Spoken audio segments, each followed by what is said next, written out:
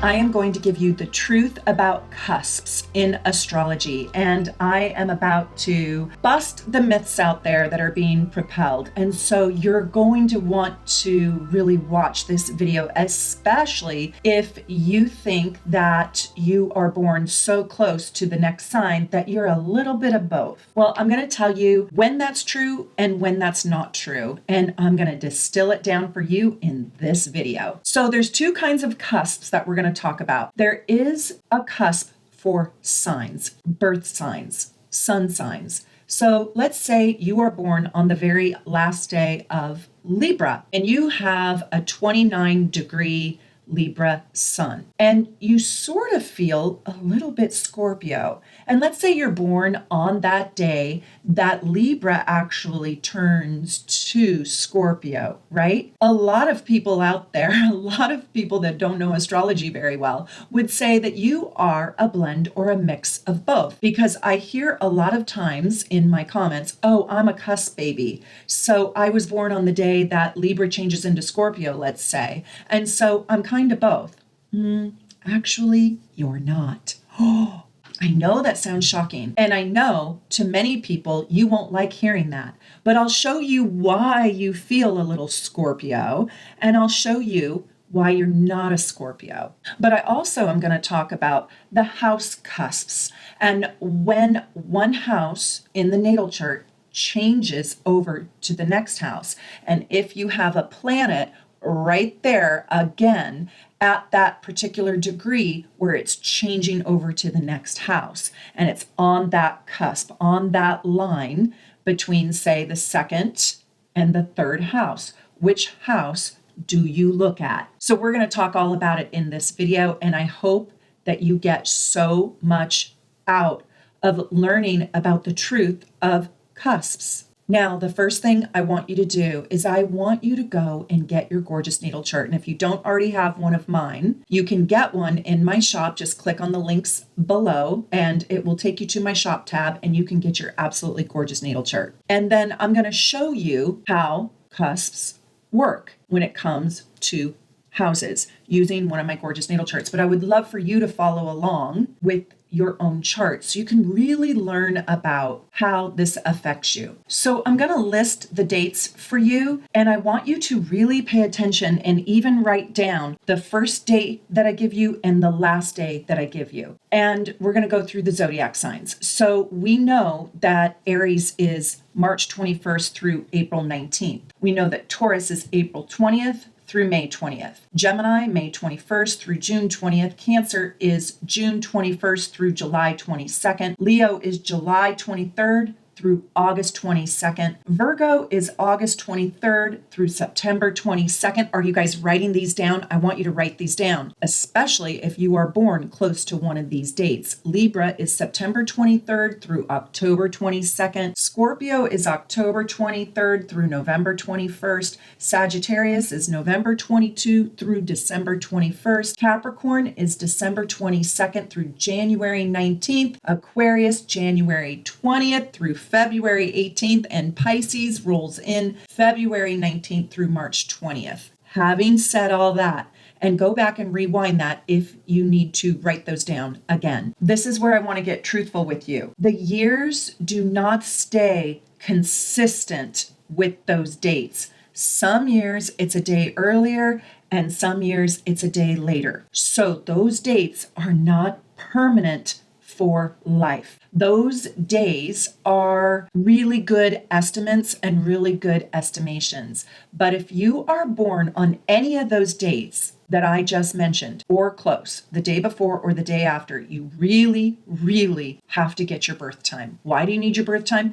Because around that time, the day before, the day I mentioned, or the day after, the sun is actually transitioning over to the next sign. We need to know your precise time that you were born so we can know exactly where that line is drawn in the sand. And let me tell you, chances are, if you are a Pisces and you are born on March 20th, you just might be in Aries. It depends what time you were born. It's not like at midnight it crosses over. No, it changes at all different times. And it changes around the 19th, 20th, or 21st. So it is imperative that you get your birthday and you get your birth time and you get your gorgeous natal chart if you are born on one of those cusp days. You need your natal chart because I can't tell you how many people have come to me and said, oh my God, I've been looking at Aquarius all along because all the books say that this is an Aquarius, when in fact, after I did their gorgeous natal chart, they found out that they were a late Capricorn. Can you imagine? My girlfriend who was dating this man came to me and asked me to pick out the very best marriage date for her and her now beautiful husband. I did their two charts and they came over and they spent the afternoon with me. And she's like, I don't know how you're ever going to pick out a great date for a Scorpio and a late Capricorn. Like, I have no idea. It's probably going to have to be some winter wedding or something. So I did his chart, and what do you know? He's not a Capricorn. He's an Aquarius. And I was like, oh my gosh, you married an Aquarius. She's like, that's why. Anyways, she thought all along that he was a Capricorn because why? She went and looked at books and magazines that gave those dates as, general dates for different zodiac signs. And it's not true. It depends on the year the person was born, and it shifts. Space does not have perfect math. There are precessions and there are little changes, especially since every 4 years or whatever we have leap year. If your sun sign by date and time falls in Capricorn, even by 2 minutes, you could be a 29-degree, 57-minute Capricorn. Let me tell you a big fat secret right here. Are you ready? You're a Capricorn. You're not an Aquarius. You, my friend, are a Capricorn. So let's say you are born on May 20th. All of the books say that you are a Taurus. You got to double check because you just might be a Gemini. A Taurus is a Taurus is a Taurus, and a Taurus is not a Gemini. A Taurus is a Taurus, okay? You are not a cusp baby. There is no such thing. You can say, I'm born close to the cusp of Gemini, but I am a Taurus. Let me tell you why you might feel like the other sign. So in this example, if you are a Cancer at the very last degree, but you feel like you're a little bit more like a Leo, I'm going to tell you why. It's not because you're born on the cusp. No, if you are a Cancer, you are a Cancer.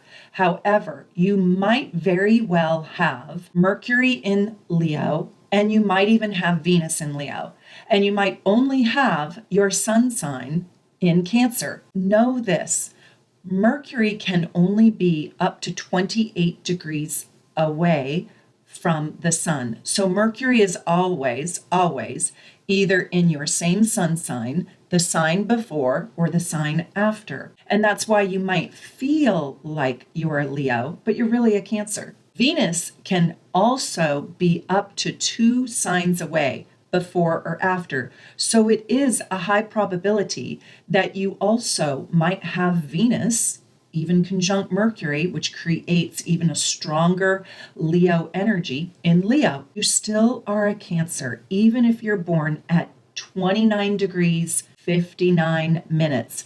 That is still Cancer. It's not Leo.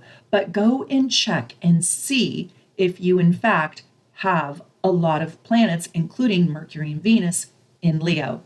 So I really wanted to distill the myth that because you're born on a cusp, you feel both. It's not true. The other thing is you need to know your houses. And what if your Cancer sun lives in the house of Leo, which if you know me and you've been studying with me, you know it's the 5th house, right? That Cancer sun is going to take on the Leo energy. And you might even think you feel like a Leo if your Cancer sun is in the 9th house or the 1st house, because those are other fire sign houses that feel kind of similar to Leo. And if you don't know astrology really well, you might not be able to feel the difference between a Sagittarius and an Aries and a Leo. And so it might just all feel really fiery. And so therefore you think that it's Leo energy that you feel like, but in fact, your Cancer sun in the ninth house is actually feeling more like a Sagittarius. Now, another reason why people oftentimes don't feel like their sun sign, and they might feel like the next sign over if they're close to that sign, is because of this house placement. And so this takes us into houses. And what I want to do is I want to show you how to read the chart and how to really understand your house cusps. I have gotten so many questions on, I don't get where to find the degrees in the chart, right? So what we're going to do is let me open this up, abracadabra, and show you Sir Richard Branson's chart. I chose him because I think he's a very fascinating person, not just by the mere fact that he is worth $4 billion, but I think it's really cool that he started out with a magazine, Virgin, and then turned it into a record label and then moved into telecommunications. He's an entrepreneur that is just become so innovative. He has an interesting chart. He has a powerful chart. He's humble. He has really changed the world numerous times over. His children absolutely love and adore him. And right now, he has designed something called the Virgin Galactic Rocket Plane. It's called Unity. He's trying to create the enterprise of taking people into space. I think he's a kind person. I think he's a unique person and very eccentric and different. I wanted to show you this little exercise using his chart. Let's look at it together. Born on July 18th. Okay, well, we know that July 18th is too far away to even feel like a Leo, but he might feel a lot like a Leo. One, he's Leo rising, and I should have said that. What is your rising sign too? He might really feel very Leo-like, but he has his Mercury, there we go, in Leo, right? But he's a Cancer. He's got Pluto rising in Leo on his Leo ascendant. But let's talk about these house cusps. I don't work with whole sign houses. I don't work with equal houses. I work with a system called Placidus. I love Placidus, and it has worked for most of my clients. Now, if you want to get a reading with me and you want me to use a different house system, I can use any house system you want. But if you just defer to me, in my evolutionary astrology, I have found this to be incredible. Now, what Placidus does is it divides up the houses based in 2-hour increments. And the degree on the eastern horizon right here, for him it would be 1413, marks the cusp of your first house, okay? So 1413 is the cusp of the first house. It's almost at 15 degrees. You can see very clearly here that he has almost half of the constellation Leo in his 12th house, and he has almost half in the first house, because 14 is almost 15. And we know that there's 30 degrees for each sign. Not all the houses are equal size. I don't do equal house because I believe that life is more complex than that. Some houses will be larger and some will be smaller. We can see that his first house actually has only 2 degrees of Virgo in it. Do you see that? We also see that his moon sits at 1 degree. We would consider this sitting on the cusp of the second house. I'm about to confuse you because I just told you, right? When it comes to birthdays, a Cancer is a Cancer is a Cancer is a Cancer. And a Cancer is not a Leo, but a Cancer can feel like a Leo, like this guy might, because he's got Leo rising, Leo Pluto rising, Mercury in Leo, right? And he has his Cancer sun in the 12th house. So he really might feel like a Leo. However, when a planet sits on the cusp when it comes to houses, guess what I want you to do? I want you to take the next house into consideration. So this is how I would talk about this. I would say your moon is in the first house, and then I would describe what moon in the first house feels like. Now, I don't know Richard personally, but what we do know about him, let's talk about this. And I'm going to show you how these cusps actually work. I think it's pretty accurate. So moon in the first house is a very emotional person. And it's somebody who really wears their heart on their sleeve. It's also somebody who will act almost like a mother, and they're very close to their mother. Their mother shaped them. I don't know his biography, so if anybody knows anything about him, that would be really interesting to know. So it's a very very prominent and very strong female influence in his life with moon in the first house. Your first house is who you are out there in the world, and you lead with your heart. Now, he's got Pluto closer to the ascendant, so we're going to see a lot of Pluto in him. That moon would make him extraordinarily sensitive, thoughtful towards others, probably a great parent, which I think he is, because that moon is going to parent like a mom would, a good mom probably, and be well shaped by their own mother, and probably also have a lot of value around their own mother. This is somebody who would live an emotional life. So a lot of feelings and a lot of straightforward energy. Somebody who is very, very direct.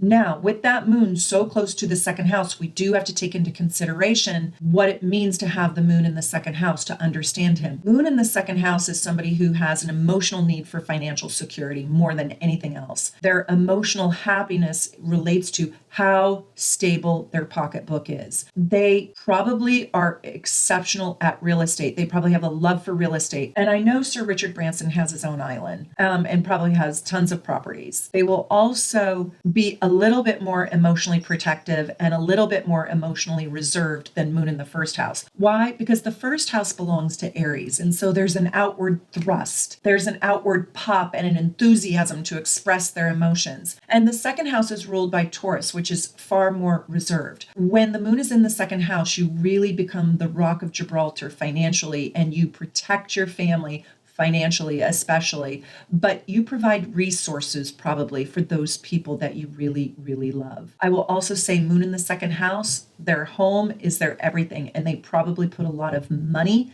into their home. A moon in the second house is really having giant themes around their possessions and around their loved ones. And so I feel like that really fits with Richard Branson. Now, let me tell you, when the moon is on that house cusp that closely, like within 2 degrees, what's happening is it's leaning on the door. It's pressed up against the door. It's knocking on the door, and it's about to enter the door of the second house. What I would say about Richard Branson is he truly has his moon on the cusp of the first and the second. Depending on the situation out there, he is going to express both the first house moon position and the second house moon position. And this is the truth about cusps. When it comes to house positions, you do consider the cusps, but I use an orb of just 2 degrees. So if it's more than 2 degrees away, I don't consider it so much in the next house,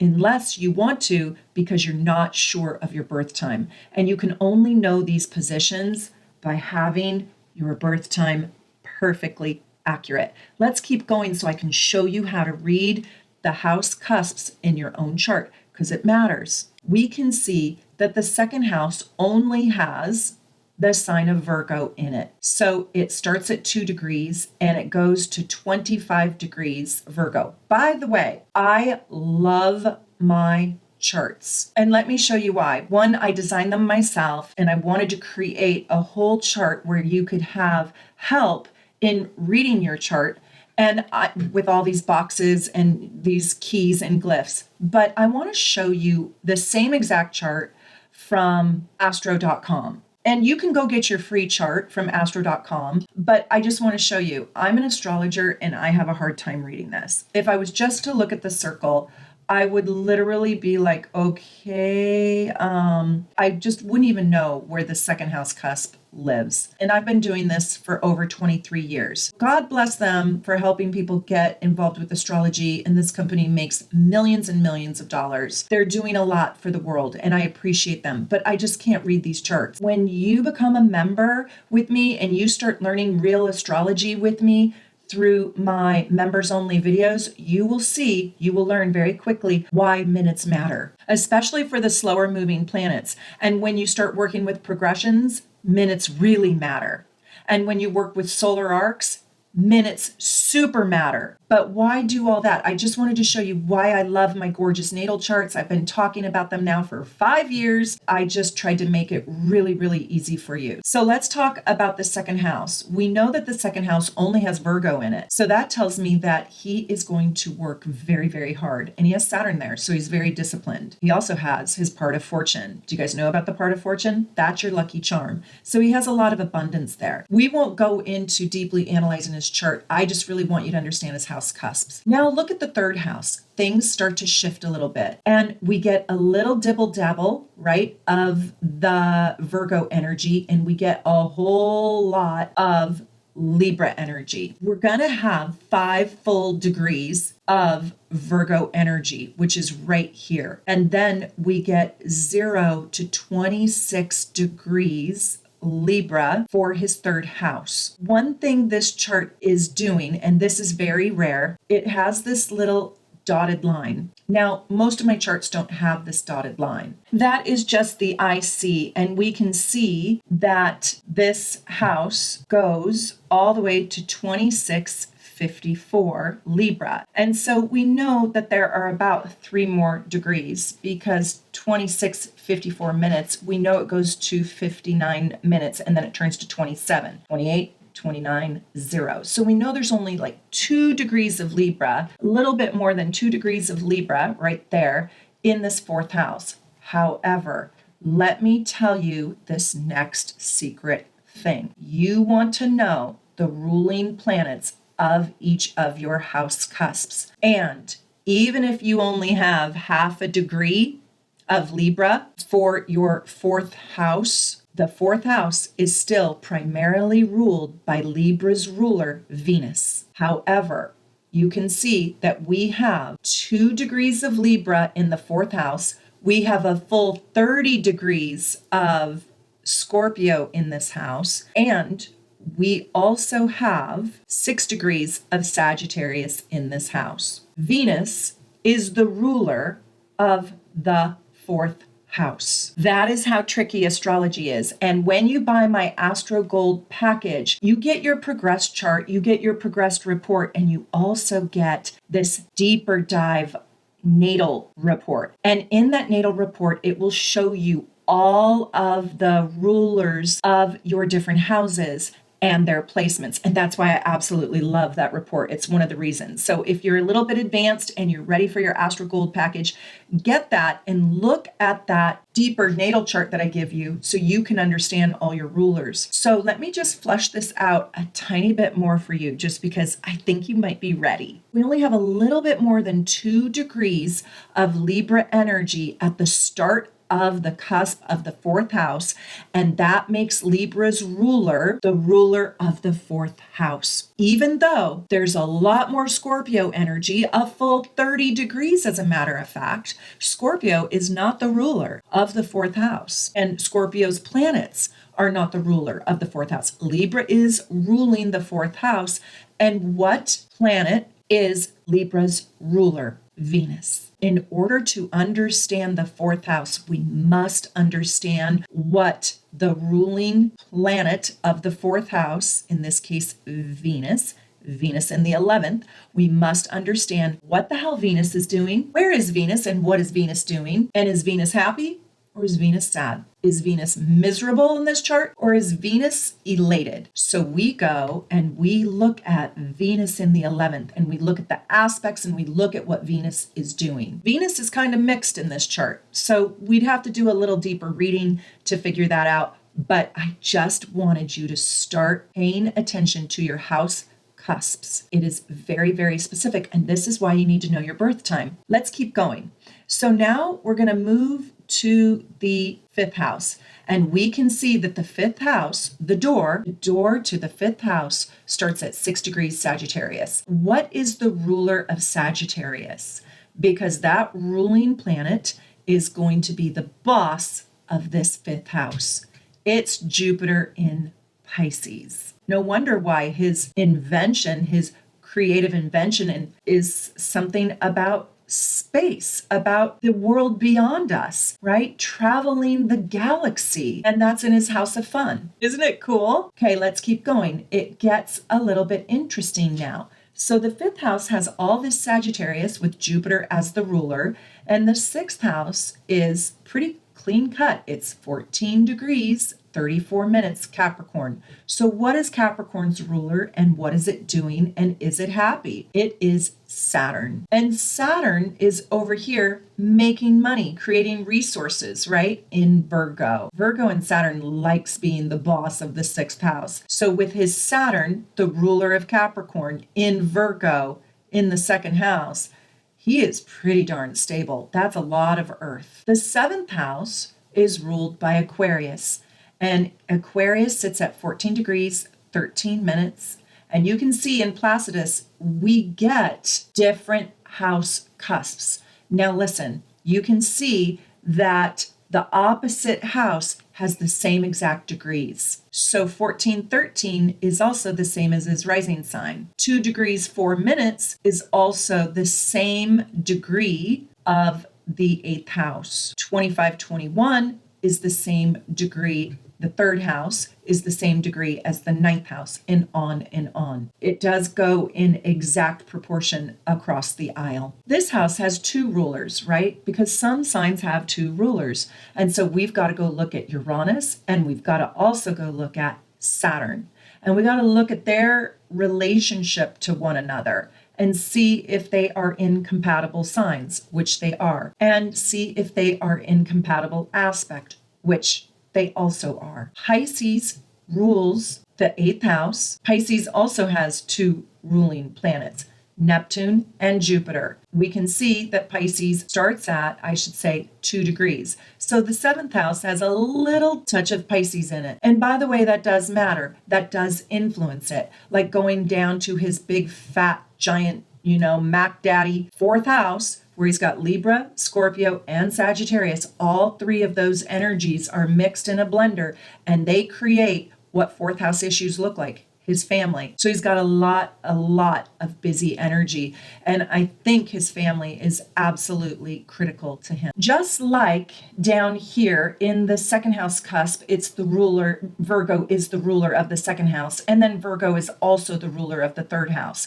Well, it also works in reverse, where Pisces is the ruler of the eighth house, and Pisces is also barely, but still is, the ruler of the ninth house. And we know that Pisces represents the space of the infinite. So Pisces has two rulers, both Neptune and Jupiter. And look at that. Jupiter is in its own house that it rules. So it's like the landlord and the tenant are the same person. So that's pretty cool. Now in the ninth house, Pisces is still the ruler. That would be Neptune and Jupiter. But we got a lot of Aries energy in the ninth house. So he's very, very passionate and very Aries-like around traveling.